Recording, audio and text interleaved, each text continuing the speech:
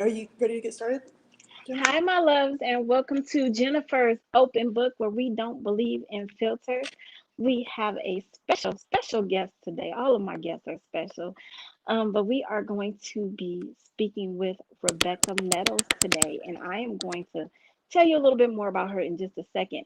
If you have not already subscribed to this channel, go ahead and subscribe now. Hit your like button and share this video.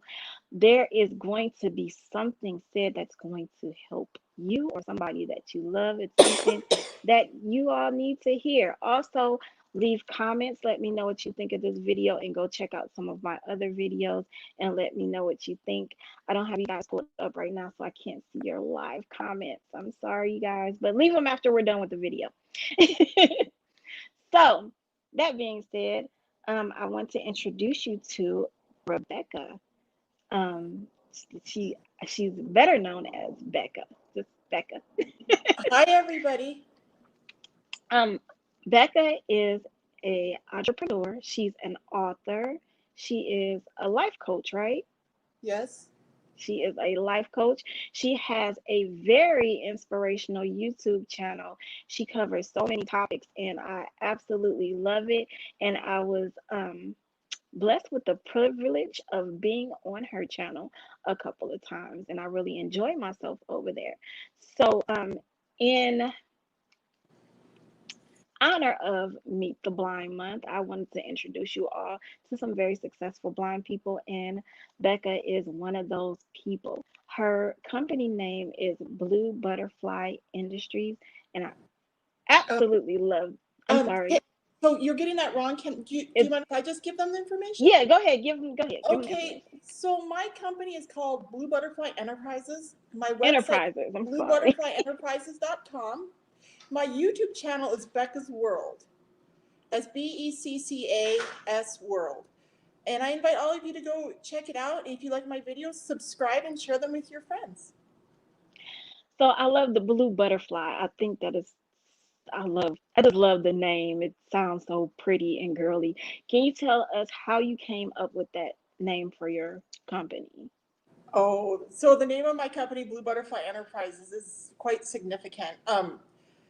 My whole life, from the time I was a small girl and could see well, blue has always been my favorite color. I grew up in Montana, and there it's known as Big Sky Country, and you can see the beautiful blue sky most of the year. All you have to do is look up. And so I grew up with blue always being my favorite color, and then when um, my life changed when I was 12 years old and became a lot more interesting, I had to change my thinking a lot to help myself get through a lot of things. And one of the concepts I started working with was the concept of being a butterfly and being a creature that has the ability to change and become stronger and different than it is right now, right?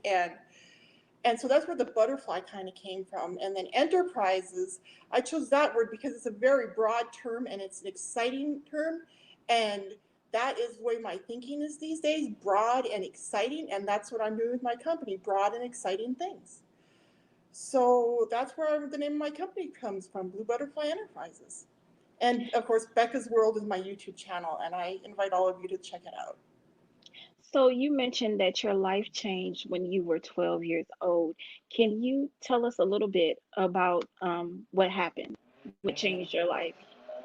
Well, it started when I woke up in the hospital from a coma to find that I was blind and severely brain injured and paralyzed on the left side of my body. And and this was very, very devastating and difficult for me to accept.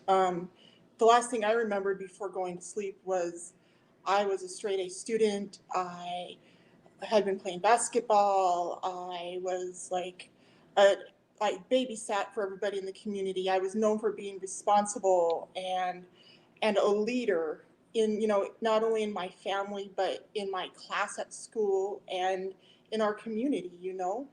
And all of a sudden I went from that to this creature that was dependent on machines for life, and dependent on the aid of people for sustenance, and it was just a crazy, crazy thing to experience. And I really, from the time they told me that, my parents and the doctors and everybody said I would always be that way, and they couldn't see the possibility of me ever getting past all of it because my whole being was completely shattered. And you know, that day, way back in 1989, when I first woke up and I was that little 12-year-old girl, I just couldn't accept that. I couldn't accept the idea that that was going to be my future, and I had that it was decided. You know what I mean? And so, right that very day, I had to decide that I was going to tackle this thing called blindness and brain injury, and I was not going to let it hold me back. And it was a really long road because my parents were very freaked out by what happened, and I was living in a small community where nobody really understood anything that was happening, and the social services were non-existent. And so I was pushed through a public school system with no real assistance to speak of. I was never taught Braille. I was never taught how to use any computer technology so I could learn how to use a computer, proficiently. I was never taught how to use a cane. I was literally falling down the stairs at school. I couldn't even go participate in any after school activities with any of the other students because I was never invited to go anywhere, and I was never allowed to go on any school sanctioned activities because didn't have a cane. You know what I mean? And Hmm. like my whole life, I felt like my whole development was arrested just because of the decisions my parents were making, and my teachers were making. I had these people who were supposed to be college educated letting this insanity go on. I do know that there was a not a lot, because I was born visually impaired, and I got a little bit of training, but there was not, um they weren't doing a lot. You know what I mean, as far as being blind or visually impaired goes. You could have had more training than you received in the beginning. And You things know, have improved significantly since I joined the NFB 1989. and I joined the NFB in 2014, and I started going to NFB conventions, my local state convention and national conventions. And then I even started flying to states I'd never been to before for the sole purpose of going to their local NFB state convention to meet other blind people. And you know Hmm. what I kept learning from all these blind people? That most of them who had been blind their whole lives had learned how to use a cane and how to read Braille in their local public school. Even the ones in Really? Montana who I was meeting, they had learned how to use their cane and learn how to read Braille in their public schools. The only difference was all of them had been born blind. And because Yeah. mine had happened later in life, my parents and my teachers, they just couldn't get a grip on it. And they And had no idea what to do. So let me ask you just this really fast before we get too far away. Do you mind telling our viewers, you said that you woke up out of a coma. What sent you into that coma in the first place? I had emergency surgery to remove a brain tumor that was the size of a lemon that was resting on my optic nerve. Fortunately, it was benign, which means Hmm. it didn't leave fingers throughout my brain and stuff. It was just sitting on the surface of my brain. So I had to pull it off and maybe scrape a little bit of brain matter out, cleaning it. You know what I mean? Cleaning out the hole that was left. Hmm. But really, that's what caused it was that lemon-sized benign brain tumor that was resting on my optic nerve, and it was discovered and removed in April of 1989 when I was 12 years What old. what I think is really awesome about your story is your frame of mind as a 12-year-old. When I think of a 12-year-old, I think of a baby, and that's because of my age now. A 12-year-old is a baby, and I would still want to protect my 12-year-old and do what I can to make my 12-year-old's life as easy as possible. And you woke up out of a coma as a 12-year-old and said that you were not accepting this as a handicap, that you were going to live one way or another. And I think that is a really awesome frame of mind and a very mature frame of mind for a 12-year-old. And I've heard some of your stories, you've talked about this. And And because I've spoken to you so much, your personality, you have such a great personality after going through everything that you went through as a child and growing up and Do you everything. want me to tell you why I was focused on those things when I first woke up? Yes. This is what I think. So, first of all, I'm the oldest of four girls. And before all this happened, we were growing up and we were latchkey children. And I was my mother's right arm. And I cleaned house. I ran errands. I took care of my little sisters after school, until my parents would get home from work. Hmm. I had all the responsibilities of an adult except for having to drive a car and go punch a time clock. So And you were mature anyway. You had right, to be mature. You had to grow up faster than a normal 12 right. year old anyway. Plus the area we were growing up in, it was a rural community. So all of the young people had responsibility and privileges early in life. Like my one girlfriend, she was literally driving her grandma's car around town from the time she was like 7 or 8, and people would just look the other way. And there were kids on the farm that were driving grain trucks and stuff like that at similar ages, to help their parents out. So we all learned to take on adult responsibilities at a young age. And plus, I was also incredibly smart before the tumor, and I had planned on being a teacher, and I was an avid reader.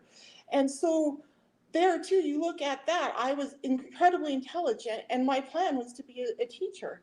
And so, when I woke up, I could see there was a lot of lessons I had to learn, but I knew I would learn those lessons and then I would teach them to the world, you know but I knew it'd be a long road. And way back in 1989, when I was standing there in that hospital room that day, trying to understand why God had done all this to me, and would I ever be able to live this life, that He had just set before me. Hmm. I remember feeling this incredible sense of awe that this was my job, and I was kind of angry that God had decided for me what my job was going to be in life. You know what I mean? But that Hmm. day, I knew it had to be God who did it to me because I knew it wasn't my parents, and it was just such a crazy situation. So that's what it ultimately came down to: is it had to be God's fault. God had a hand in it, and so I encourage Right people to here, read my books. right here, I'm going to insert something that I say to people all the time about What's our that? plans because I'm a spiritual person and I talk to people about our plans. We have plans and we make plans and we present our plans. And then God goes and he picks up our plans and grabs a big fork and pokes a hole in it. And then he pulls out his book of plans and he shows you what he wants you to do and what he wants you to be. And what's amazing is we have plans for our lives, and sometimes those plans work out the way that we want to, and sometimes they don't work out the way that we want to. They work out differently. So you wanted to be a teacher, and in a way, you are a teacher. And we're going to go into your books in just a second because people can learn from your books. It may not be the type of teacher that you want it to be, but you are a teacher. And and I like to use myself as an example sometimes. I wanted to be a mother. I wanted to have my own children, but I was never able to. So I was able to adopt a child. I'm still a mother. You know Mm-hmm. what I mean? So, that's just kind of my way of seeing things as far as things happening to us, not necessarily the way that we wanted to. And it has made you were strong before, but you are an extremely strong woman now.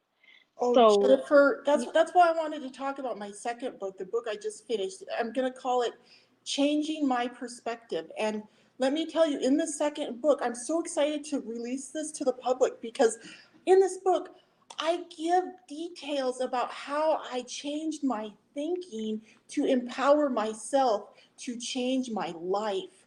And I've talked to mhm, so many of my blind friends who feel so powerless. You know what I mean? Just because they're mhm. blind. And in my book, I discuss, how to change that, how to get out of that frame of mind and help yourself get on to a line of thinking that'll get you where you want to be in life. I speak to so many blind people, and I see a lot of blind people in support groups, excuse me, who believe that because they've lost their sight, it's the end of the world. And I can't wait for this book to come out. Now I'm going to review it. I'm going to read it and review it. And if and hopefully recommend it to some people because people do need to see that and they need to see one of the reasons why I started my YouTube channel, and I'm going to ask you about why you started yours too in a few minutes, was because I wanted blind people and also sighted people to see that there are people who don't have vision who are living their lives and doing great things with their lives. Now, you mentioned that this is your second book. Can you tell us a little bit about your first book? So my first book was called Because You're Blind, and that was about the first part of my life. Um, and I'm actually making a movie based on that book right now. And then I just finished my second book, which is, like I said, I'm calling Changing My Perspective. And now that that's at the editor and going through all that process right now, actually it's just back from the editor, but we're trying to get it properly, what's the word I'm trying to think of? Get it properly, I don't know, figured to go up on Kindle and stuff. Okay. Anyway, we're going through that process right now. And since that book is no longer in my hands, I've actually started book 3 now too. You know what I mean? Book 3 in my series, and this is going to be my last book. The only reason I'm writing a book 3 is because there was some really important stuff I didn't have room for in book 2. Okay. So I want to talk a little bit about your YouTube channel and why you started your YouTube channel. Okay. So what would you like to know about my YouTube channel? First of all, why did you start your YouTube channel? And your channel is called, Becca's World? again, Becca's World. And why did you start your YouTube channel? Okay, so initially it was just as a way to make me better known because I'm producing a movie based on my first book, right? And I'm a nobody, Mm-hmm. or I was a nobody at that point. So I needed to get my name out there, so I started my YouTube channel. But you know what? Within like a week, I was told I had to come up with show ideas, right? Like within a week, my brain switched to not show ideas, lesson plans. And I Mm-hmm. started looking at each new show as a new opportunity to share something that God had taught me over the last 30 plus years with them. You know what I mean? Mm-hmm. And so I started looking at myself as a teacher and as each video I was recording as a lesson plan or something I could teach the world, something I could try to impart to them to help them change how they looked at themselves, to help free them from different mental blocks that people suffer, Yes. help them, different things like that. And when I started looking at it from that perspective, which I did rather quickly, then I started getting lots of great show ideas, right? And so it just started snowballing, and I was doing more videos, and my channel started getting more and more popular. And then just before the first of the year, I hit 1,000 subscribers, and then we went over. The calendar changed into 2,000, and like this year got really crazy, right? And I was still doing my YouTube channel, and stuff was, happening. And then in April, I was inspired to start an actual show for my YouTube channel because I had never even watched YouTube before I started my YouTube channel. So I really didn't know much about a YouTube channel when I first started it. But once I did start it and I started looking at the materials I was producing, I started thinking of them as lesson plans. Then I started thinking of them as more as categories and shows. And so I had this inspiration last April to start a show called The Blind View, where in my head I visualized me and a couple of my blind girlfriends sitting around gossiping about like the latest the latest trend in the blind community. Like, as blind people, we get like emails from, oh, I don't know, Maxi Aids or Speak to Me or any of these companies that make products for the blind. You know what I mean? And we learn about these things. So I thought we could start a show called The Blind View where we're specifically talking about blind product reviews, and we could talk about the NFB convention that we just went to, or we could talk about what our local NFB affiliates or local NFB chapters are doing. And so this was kind of what I was thinking. And this was just way back in April, right? When all this crazy stuff was starting to happen. And we were like, in lockdown, right? And I contacted a couple of my blind girlfriends and made arrangements for us to shoot the first episode. And my cameraman filmed it from his home via Zoom, and we released our first episode in April. And right away, from the very beginning, in my head, I visualized it being a weekly thing so that people would start knowing it was going to come out and they would expect it, right? And that I visualized it as something people would be talking about and anticipating and enjoying. So eventually, you know what I mean? So there'd be a lot of buzz about it. So that's how we did it. And so we all along have, well, pretty much we've been taping on Wednesdays. Now, over time, we've had different people come and go. We did have one person in Canada, but we haven't had any other people in any other countries. It's pretty much been people here in the States, but it's people from all over. And we just meet via Zoom, and we usually have 3 to 6 people.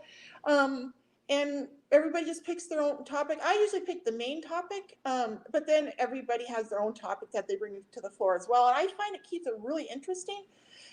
And you know, I have some other show ideas that I plan on implementing eventually with my company. It's just I've got so many other projects going on right now. Eventually, I might do some kind of live call-in show, Hmm. but that's down the road further when I can hire What more I stuff. really like about the blind view is that you don't just stick to the topics concerning blind and visually impaired. You talk about politics and uh Well, um yeah, because these are all issues that affect blind people. That's my point. So the blind view they is supposed to affect be people about in general. I think helping the that's what sighted I'm saying. I see like that it. our blind perspective, even though it's different, it's unique and it's valuable, and they can learn a lot from seeing the world through our eyes. You know what I mean? And Yes. we've had some really interesting conversations on the blind view about different things, you know what I mean, as blind people. I love our conversations where we talk about our canes, you know what I mean, and what our canes mean to us. Those are my funnest conversations on the blind view. So, what, you know, So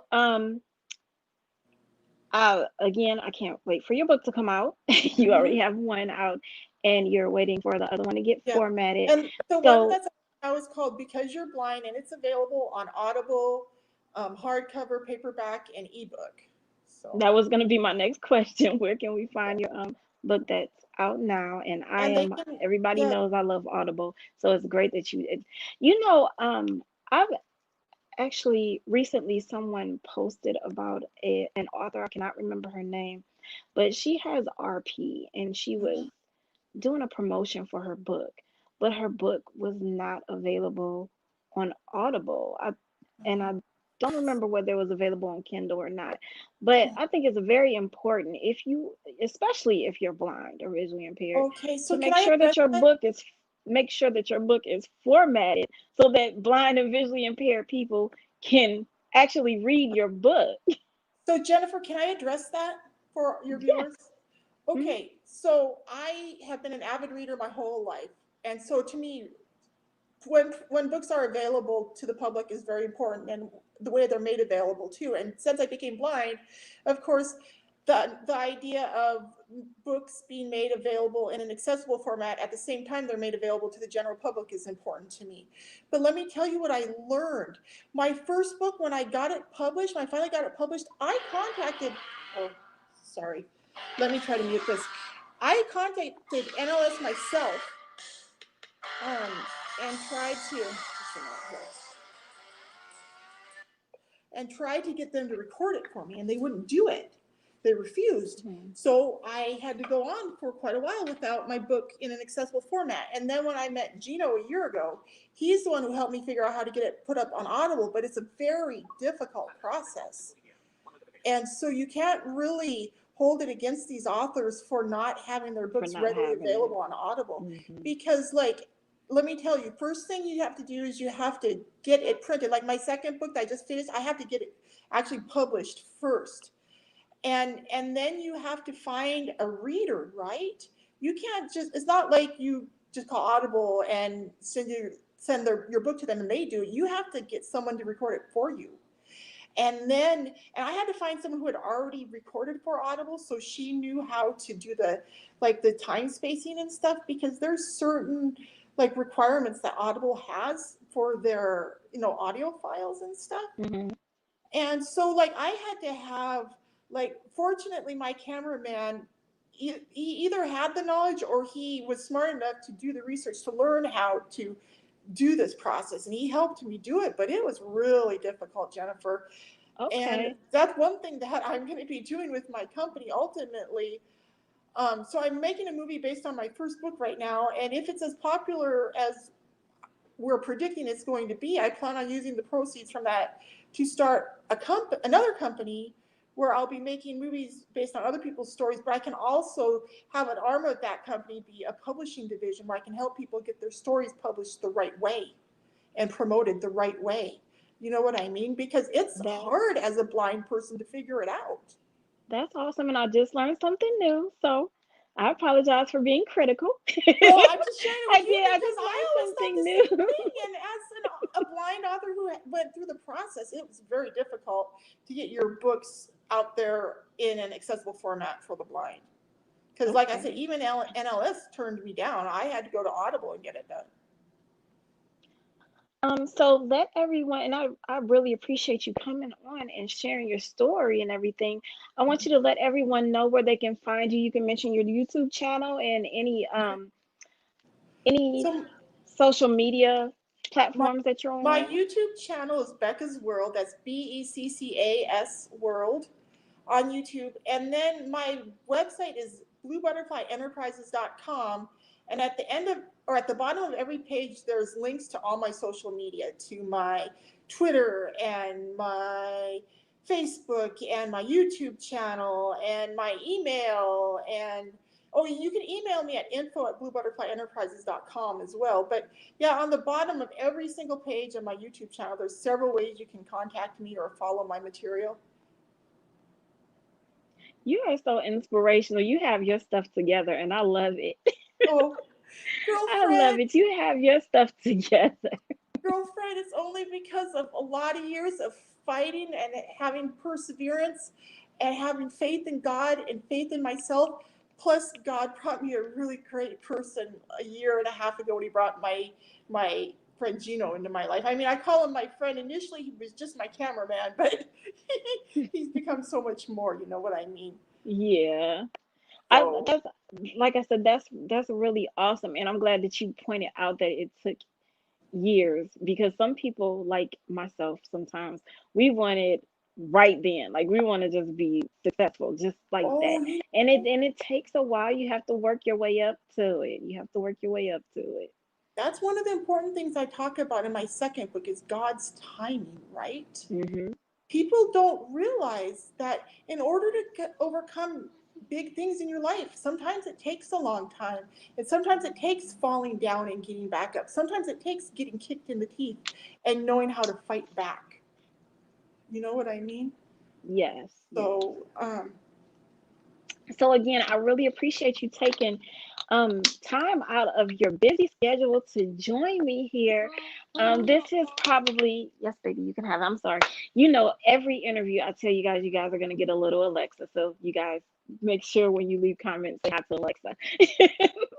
But I appreciate you taking time out of your busy day to your busy schedule to come on here and chat with me. I have spoken to you before, and every time I speak to you, I learn something new about you. And you are so amazing to me. So keep doing what you're doing, and I hope to see, not hope, I'm going to see great things from you, greater things from you in the future. thank you, So Jennifer. thank you. And thank you guys for joining us today. I appreciate your time and your support. You guys found me here on YouTube under Jennifer's Open Book. You can also find me on Instagram under Jennifer's Open Book and on Facebook under Jennifer Janelle. JINNERFERJINNELLE. Leave me some comments and let me know. You can inbox me on Facebook and on Instagram if you want to come and talk about something. If you have a story to tell, it's not just for the blind and the visually impaired. If you have anything else going on, I welcome everyone. cited, unsighted, whatever. If you have an inspirational story to tell, come and tell people about your life. People need that encouragement. We are here to motivate. So, let me know so I can bring you on so you can tell your story. If there's something that you want me to talk about, let me know. Inbox me, leave it in the comments. I am here for you. So until next time, you guys, I love you. Bye. Thank you. So Jennifer, so this was live. Can I just go on your channel and watch it then? Or how do I do that? Hold on one second. I'm sorry. Or can you send it to me?